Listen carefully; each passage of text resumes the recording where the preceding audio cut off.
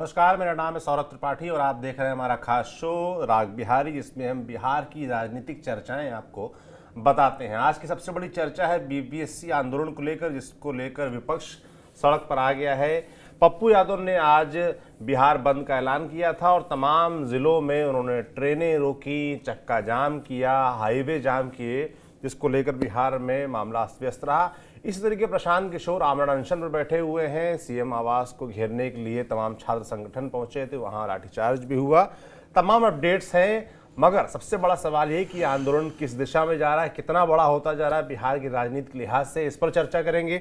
इसके साथ ही नीतीश तेजस्वी की एक तस्वीर आई है जो कि बड़ी चर्चा में है, जिसमें नीतीश कुमार को तेजस्वी नमस्कार कर रहे हैं और चाचा आशीर्वाद दे रहे हैं। तो इसके क्या मायने हैं, इसको समझेंगे और समझने के लिए, समझाने के लिए हमारे साथ होंगे हमारे वरिष्ठ साथी पंकज जी। पंकज जी, बहुत स्वागत है आपका। धन्यवाद, थैंक यू।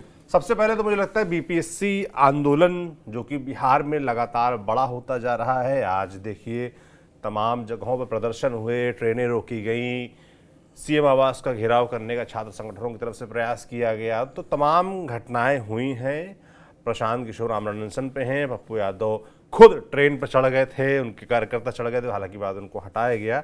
तमाम जगह इससे रेल यातायात और सामान्य यातायात प्रभावित रहा। बीपीएससी आंदोलन धीमे धीमे पंकज जी बिहार में बड़ा होता जा रहा है और आने वाले चुनाव के लिहाज से इस पर सबकी निगाहें बनी भी हुई हैं कि इसका क्या असर होगा बिहार की राजनीति पर। देखिए, बिहार की राजनीति पर इसका असर तो होने जा रहा है, इस बात से कोई इनकार नहीं कर सकता। और खास तौर पर चुनाव इस साल है, तो आप समझ सकते हैं ये कितना बड़ा मुद्दा हो चुका है। आप देखिए, इस मुद्दे को अपने पक्ष में भुनाने को लेकर के पप्पू यादव से लेकर प्रशांत किशोर मैदान में डटे हुए हैं। प्रशांत किशोर ने खुल्लम खुल्ला आरोप लगाया है कि सीटें तो बिक चुकी हैं, 30 लाख से लेकर के करोड़ रुपए में सीटें बेची जा रही हैं। कुछ अधिकारी, कुछ नेता, कुछ शिक्षा माफिया इसमें इन्वॉल्व है। तो जब तक री एग्जामिनेशन नहीं होगा, प्रशांत किशोर नहीं मानेंगे, वो आमरण अनशन पर बैठे रहेंगे। और देखिए, प्रशांत किशोर ने बड़े ही ऑर्गेनाइज तरीके से आमरण अनशन शुरू किया है। उनके साथ कई नेता भी बैठे हैं और साथ ही साथ छात्र भी बैठे हुए हैं। तो अब ये देखना दिलचस्प होगा कि किस तरीके से अनशन को जारी रखते हैं या क्या सरकार को घुटने पे लाते हैं, क्योंकि इस तरह का अनशन और आंदोलन अभी तक कोई विपक्ष करता हुआ दिखा नहीं। ये बात आप जान लीजिए। तो प्रशांत किशोर को लगा कि चूंकि ये पूरे बिहार से रिलेटेड मसला है, विद्यार्थी से जुड़ा ऐसा मसला है जो हर जाति, हर तबके को छूता है, इसलिए अगर हम विद्यार्थियों के बीच में पैठ बना लेते हैं और उनको लगता है कि प्रशांत किशोर ही ऐसा व्यक्ति है जो हमारे कॉज के लिए लड़ सकता है, तो निश्चित तौर पर हम हर जाति, हर बिरादरी में सेंधमारी कर पाएंगे। और जो शिक्षा की व्यवस्था है उसको लेकर के हम लोगों के बीच ये मैसेज दिला पाएंगे कि देखिए, मेरी लड़ाई किसी जाति को लेकर के नहीं है, किसी तबके को लेकर के नहीं है, मेरी लड़ाई बिहार को लेकर के है। और बिहार को लेकर के है तो बिहार के विद्यार्थियों को लेकर के है। इसलिए मैं शिक्षा की एक अलग अलग जगाना चाहता हूं और उसके लिए मैं छात्रों के साथ हूं। तो प्रशांत किशोर जिस तरीके से उतरे हैं, बैठे हैं, नीतीश कुमार पर आरोप लगा रहे हैं, उनके अधिकारियों पर आरोप लगा रहे हैं, शिक्षा माफिया की बात कर रहे हैं, वो सारी बातें इस ओर इशारा कर रही हैं कि प्रशांत किशोर इस मुद्दे को बहुत ही संजीदगी से, बहुत ही आप कह लीजिए कि पूरी पार्टी के साथ इस मुद्दे को जोरदार तरीके से उठाने जा रहे हैं। बात रही पप्पू यादव की, तो पप्पू यादव भी आज रेल रोको, चक्का रोको आंदोलन शुरू किए हुए हैं। पप्पू यादव से जब प्रशांत किशोर को लेकर के पूछा गया तो उन्होंने नटवर लाल की बात कर दी। ये भी कह दिया कि अरे कोई दिन भर के बाद शाम को अनशन पर बैठता है क्या, उसका मतलब था कि खाना खा लिए, शाम को बैठ गए हैं। इस तरह की भी बात चल रही। तो आप देखिए, इस विद्यार्थी के आंदोलन को अपने तरफ करने की जो कवायद तेज दिखाई पड़ रही है, वो भी पप्पू यादव और प्रशांत किशोर के बीच में दिखाई पड़ रही है। दोनों के बीच किस तरह का वाक युद्ध हुआ ये भी हमने देखा। एक ने, पप्पू यादव ने बहुत तरह की बात प्रशांत किशोर के लिए कही, प्रशांत किशोर ने भी पलट करके जवाब दे दिया कि अरे भाई, ये चुनाव से पहले हमारे दरवाजे पर 4 बार आए हैं कि भैया कुछ करिए।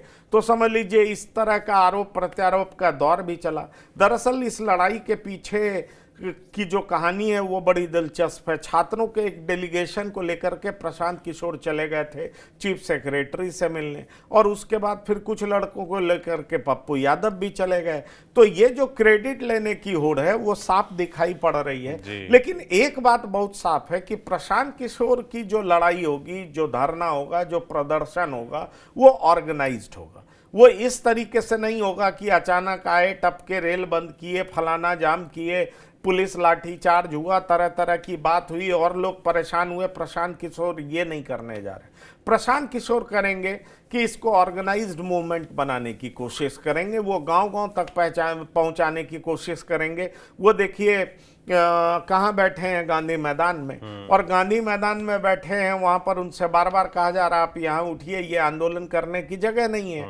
पप्पू यादव भी उनसे कह रहे हैं कि आंदोलन ही करना है तो गर्दनी भाग जाए ना, गांधी मैदान में क्या कर रहे हैं। लेकिन ये लड़ाई जारी रहेगी। देखिए, ये एक ऐसा मुद्दा प्रशांत किशोर को दिखाई पड़ रहा है जो उनको लग रहा है कि इस मुद्दे के जरिए वो सरकार को घेरने में बहुत हद तक कामयाब रहेंगे, और ज्यादा बेहतरीन तरीके से अगर सरकार को घेरते हैं तो निश्चित तौर पर जो है नीतीश सरकार घुटने में आएगी। छात्रों का सेंटिमेंट, इमोशंस हमारे पक्ष में होगा, और छात्र चूंकि हर जाति, हर बिरादरी के हैं, तो निश्चित तौर पर ये वोटों में भी तब्दील होगा।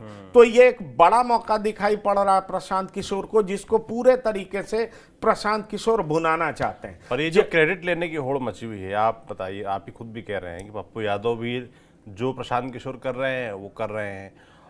सवाल ये भी उठता है कि जो मुख्य विपक्षी दल है वो तो आरजेडी है। तेजस्वी यादव उनके समर्थक, उनकी तरफ से कहा गया है कि वो इस आंदोलन का समर्थन करते हैं, मगर दिख क्यों नहीं रहे मैदान में? देखिए, आपको एक बात बताएं कि तेजस्वी यादव ये मान रहे हैं कि प्रशांत किशोर जितना आक्रामक होंगे, जितना तेज आंदोलन करेंगे, ये फायदा हमें पहुंचाएगा। अच्छा। क्योंकि ये एंटी नीतीश होगा तो इसका फायदा हम ही को मिलेगा।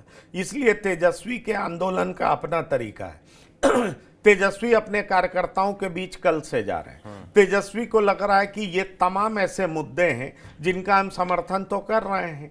हम लोगों के बीच में जाएंगे और बताएंगे कि हर तरह का एग्जाम लेने में सरकार विफल रही है। सबका मास्टरमाइंड जो है नालंदा में बैठा हुआ है, उसकी गिरफ्तारी क्यों नहीं होती है। ये सब तरह की भी बातें उठ रही है। आखिरकार जितने भी पेपर्स लीक हो रहे हैं उसका मास्टरमाइंड नालंदा में क्यों है, और नालंदा चूंकि नीतीश कुमार का गृह जिला है, तो इस तरीके से नीतीश कुमार को भी घेरने की योजना है। अब होड़ तो लगी हुई है। प्रशांत किशोर को के लिए बड़ा चैलेंज है कि वो अपनी पार्टी को एस्टैब्लिश करें। क्या वो एस्टैब्लिश कर पाने में सफल होते हैं, ये भी देखना बड़ी बात होगी।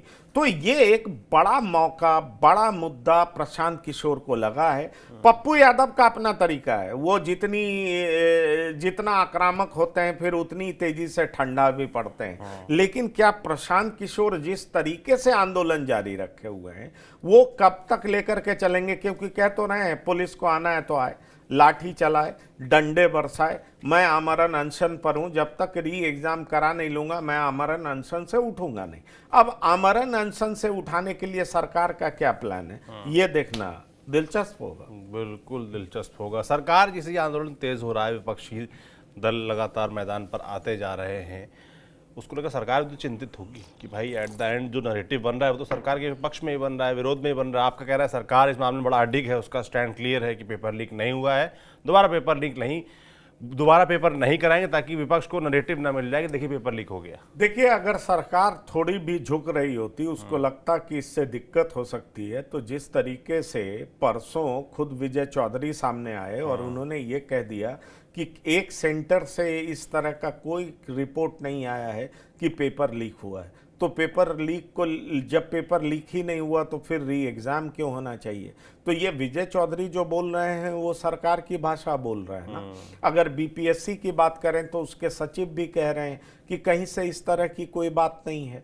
विजय चौधरी कह रहे थे कि जो चीफ सेक्रेटरी को रिपोर्ट सौंपा गया उसमें कहीं कोई सबूत नहीं है जिसको देख करके ये कहा जा सके कि पेपर लीक हुआ है।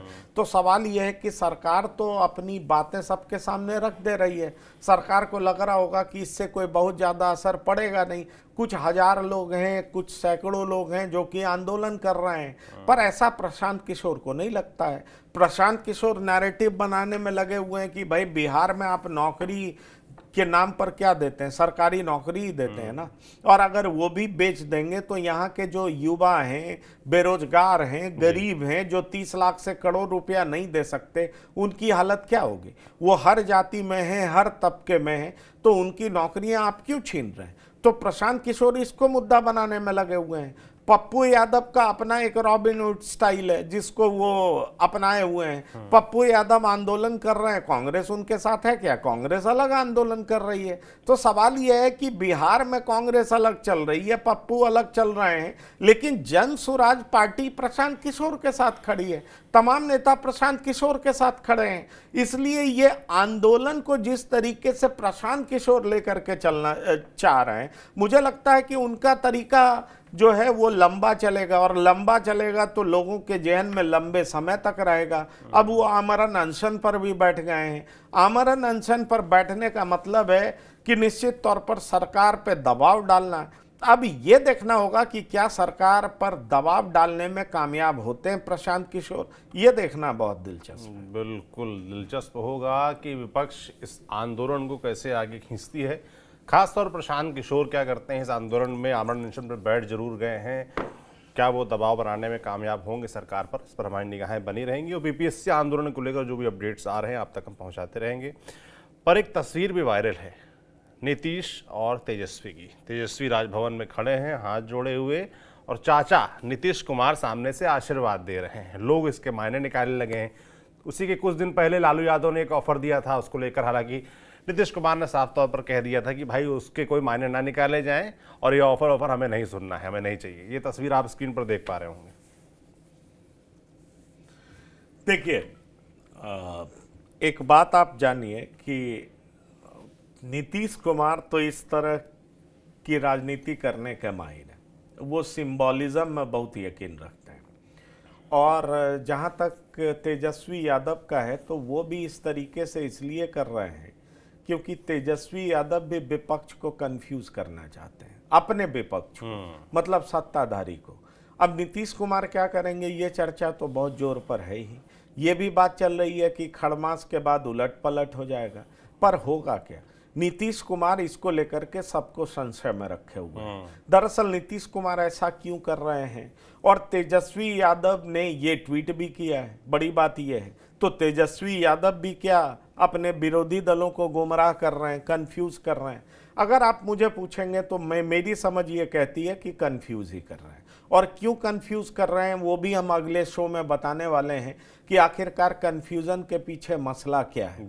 दरअसल अगर आप देखें कि तेजस्वी यादव भी ऐसा सोच रहे हैं तो फिर क्यों कह रहे हैं कि हमें नीतीश कुमार नहीं चाहिए? तेजस्वी यादव खुल करके कह रहे हैं कि नीतीश हमें मुख्यमंत्री भी बनाएंगे तो भी हम नहीं बनेंगे, क्योंकि नीतीश रूपी बैगेज को लेकर के हम नहीं आगे बढ़ना चाहते हैं। तेजस्वी के दिलो दिमाग में यह है कि नीतीश कुमार को लेकर के जो एंटी इनकम्बेंसी है, बीपीएससी एक अलग मसला है, हर एग्जाम का पेपर लीक होना अलग मसला है, स्मार्ट मीटर से लोग अलग परेशान हैं, जमीन की नापी से लोग अलग परेशान हैं। तो नीतीश कुमार से अब लोग ऊब चुके हैं, और तेजस्वी यादव ने ऑन रिकॉर्ड कहा है कि नीतीश कुमार टायर्ड हो चुके हैं। सवाल यह उठता है कि जो तेजस्वी यादव इस तरह की बात कर रहे हैं, वो चुनाव से कुछ महीने पहले अगर नीतीश कुमार को साथ लेकर के चुनावी मैदान में जाते हैं तो फिर तेजस्वी कहेंगे क्या? लोगों की बातों का जवाब क्या देंगे? जो अभी तक मैसेज दे रहे हैं उसके मायने क्या होंगे? फिर आप कहेंगे कि तेजस्वी ना कर रहे हैं, फिर लालू प्रसाद हाँ कर रहे हैं, इसका क्या मतलब है? तो लालू प्रसाद की अपनी पॉलिटिक्स है, लालू प्रसाद भी कंफ्यूज कर रहे हैं, और दरअसल ऐसा करके लालू प्रसाद तेजस्वी यादव माफ करिएगा, लालू प्रसाद नीतीश कुमार का भाव बढ़ा रहे हैं घटक दल में, ताकि नीतीश कुमार के फेवर में यह बात जाए कि नीतीश कुमार के टेकर्स बहुत हैं। नीतीश कुमार के लिए सिर्फ बीजेपी सारे ऑप्शंस तो बीजेपी में नीतीश का भाव बढ़ जाए। और लालू प्रसाद को यह लगता है कि भाई नीतीश को ज्यादा सीट मिल जाए, बार्गेन करने लगे, और फिर चुनाव में अगर नीतीश को ज्यादा सीट मिलता है तो बीजेपी महाराष्ट्र वाली स्थिति नहीं कर पाएगी अगर नीतीश बढ़िया कर लेते हैं तो। जबकि लालू प्रसाद ये समझ रहे हैं कि नीतीश को ज्यादा सीट मिला तो एनडीए को ज्यादा नुकसान होगा, क्योंकि बीजेपी अपना वोट ट्रांसफर नहीं करा पाएगी जेडीयू को, तो फायदा हमें होगा। इसलिए लालू प्रसाद अपने फायदे को ध्यान में रखते हुए नीतीश कुमार के लिए कह रहे हैं कि आए तो वेलकम है, हम लोग फिर से साथ काम करेंगे।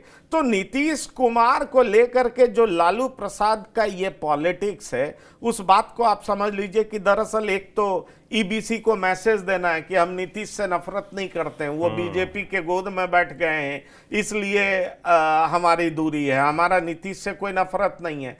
दूसरा, जो वो वोट जो बीजेपी को भी पसंद नहीं करता है लेकिन नीतीश को छोड़कर जाना नहीं चाहता है, पर वो वोटर को लग रहा है कि नीतीश कुमार अब थक चुके हैं, टायर्ड हो चुके हैं, वो वोट कैसे आरजेडी के तरफ शिफ्ट हो जाए, ये भी मैसेज लालू प्रसाद देना चाहते हैं। तीसरी बड़ी बात यह है कि ज्यादा सीटें अगर नीतीश कुमार लेने में कामयाब होते हैं तो लालू प्रसाद को लगता है कि जेडीयू से सीटें छीनना ज्यादा आसान है, इसलिए क्योंकि नीतीश कुमार के खिलाफ एंटी इनकम्बेंसी बड़े पैमाने पर है।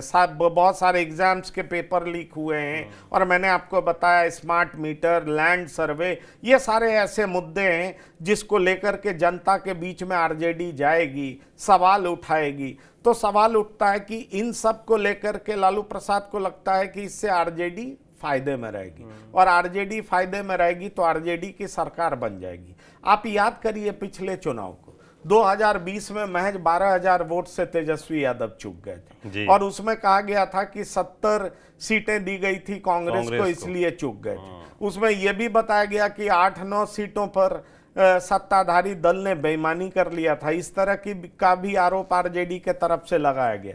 लेकिन कुल मिलाकर के आप देखें तो आज तेजस्वी यादव सत्ता के मुहाने तक तो पहुंच गए थे ना, ये बात तो सच है। तो तेजस्वी को लग रहा है कि पिछली बार जब हम अकेले लड़ रहे थे तब ये स्थिति थी, इस बार तो हमारे साथ लेफ्ट भी होगा, पिछली बार सिर्फ कांग्रेस थी तो लेफ्ट होगा, मुकेश सहनी है, फिर नीतीश कुमार के खिलाफ एंटी इनकम्बेंसी है, फिर बीजेपी बार बार नीतीश कुमार को आगे प्रोजेक्ट करके बिहार की दुर्दशा करवा रही है, तो इस सब का लाभ हमें मिलेगा।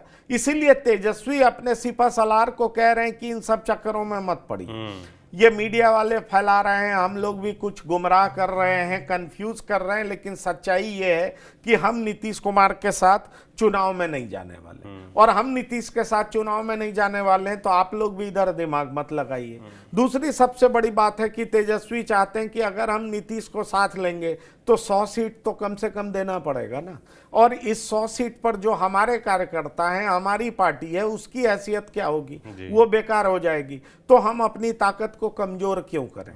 तो तेजस्वी की इस तरह की सोच है, लालू प्रसाद दूसरे तरीके से बोल रहे हैं, पर उनकी सोच भी ये है कि आने वाले चुनाव में हमें मैक्सिमम फायदा हो, इसलिए लालू प्रसाद अलग तरीके से पॉलिटिक्स कर रहे हैं, और ओवरऑल मकसद ये है कि जनता को कैसे कंफ्यूज रखा जाए। और कहीं ये डोरे पोस्ट पोल अलायंस के लिए तो नहीं डाले जा रहे हैं? देखिए, पोस्ट पोल अलायंस भी संभव है, बिहार की राजनीति में कुछ भी संभव है, लेकिन सवाल ये उठता है कि पोस्ट पोल अलायंस भी तभी होगा ना जब नीतीश कुमार की कुछ ताकत रहेगी। इस बात को समझिए। बिल्कुल। तो नीतीश कुमार ताकतवर रहे, नीतीश कुमार प्रासंगिक रहे, ये लालू प्रसाद भी चाहते हैं, नहीं तो फिर बीजेपी आ जाएगी ना, और बीजेपी आ जाएगी तो बहुत तरह का नुकसान है। तो इसलिए आप याद करिए 2015 में अगर नीतीश तेजस्वी के तरफ नहीं जाते तो इस तरह की बात भी नहीं होती। तो नीतीश तेजस्वी के तरफ गए, आरजेडी के तरफ गए, तभी तो 22 सीट से आरजेडी कहां पहुंच गई, आप ये देखिए। तो इसलिए मैं आपको कह रहा हूं कि ये सारी बातें बहुत कुछ सोच करके की जा रही हैं, लेकिन आरजेडी के जो नेता हैं तेजस्वी यादव, वो अपने लोगों को कह रहे हैं कि गठबंधन की कोई गुंजाइश नहीं है, अपनी तैयारी जारी रखिए, अपने वोट पे कंसंट्रेट करिए, और ये मैसेज दीजिए कि आरजेडी A to Z की पार्टी है। आप तमाम वैसे बूथ पर ध्यान दीजिए जहां पर हम ज़्यादा बेहतर से बेहतर कर सकें, जहां पर हम कम वोटों से हारे थे उस पर भी ध्यान दीजिए। तो इन तमाम चीज़ों की तरफ जो है तेजस्वी यादव का ध्यान है। बिल्कुल, तो तस्वीरों से बहुत ज़्यादा मायने ना निकाले जाएं। तेजस्वी यादव के मन में क्या कुछ चल रहा है, पंकज जी ने वो बताया।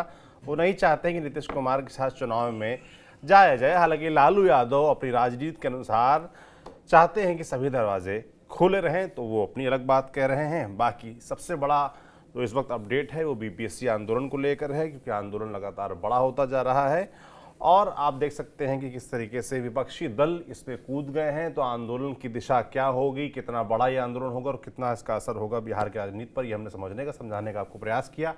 आपका इस पर क्या सोचना है हमें कमेंट बॉक्स में लिखकर जरूर बताएं। बाकी देखते रहिए TV9 डिजिटल। शुक्रिया।